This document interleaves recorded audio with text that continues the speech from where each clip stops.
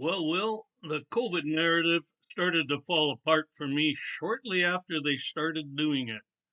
I had watched Agenda 21, all of it, and knew that something was coming down the pipe. And when the outbreak started in Wuhan, I figured that I was right in the bullseye of this extermination. And I laid in a big 4 foot oxygen tank. I got another one for the shop, put it in the bedroom, and put an oxygen mask and oxygen flow meter by the bed. I bought an oxygen concentrator, put that by the bed. And because our emergency coordinator in the early 2020 asked me to build a respirator.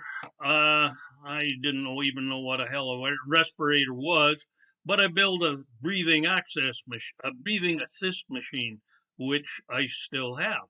Now, to back up a little bit, I grew up in a second generation communist cell.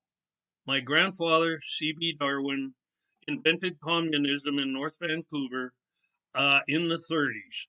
And my family was on the profunct list of the RCMP to be rounded up. Parents were to be separated from their children. Children would be raised elsewhere.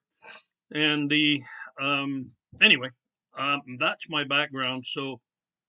And I was disabused of communism during my short stint at UBC in the very early 60s. Anyway, um, I had been looking at after the I'd seen Agenda 21 and saw what was going on. I was looking at the Jiguan Li, I think her name is, the bat lady in China's website, and she was talking about bat coronaviruses and what they were doing with it.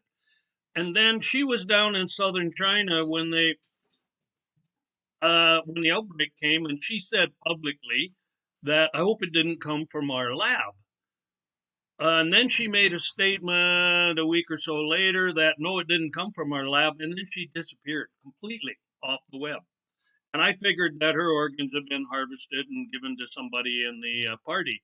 It turned out she had spent 3 months obfuscating all her research that he'd done with Barrick and Fauci and the rest of those people. And she spent 3 months obfuscating it and putting it where you couldn't find it.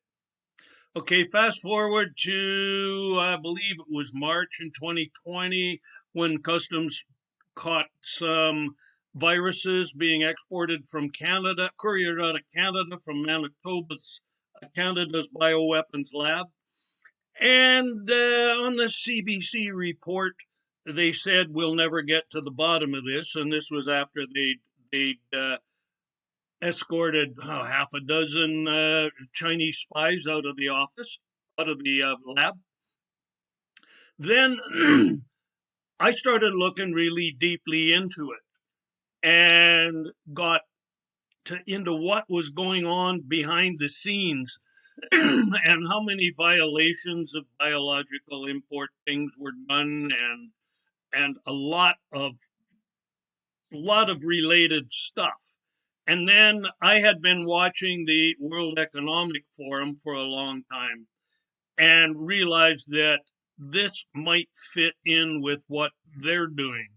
And then as things have developed, I mean, with Bill Gates owning basically the WHO and a whole bunch of it, what's going on has become so patently obvious. And one of the fun things was one of my friends told me, in kind of early, mid 2022, he said, Carl, everything you've been talking to me about for the last 2 years, they're finally talking about on the mainline news.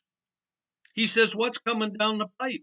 And I said, get used to the idea that they are out to destroy absolutely every facet of your life.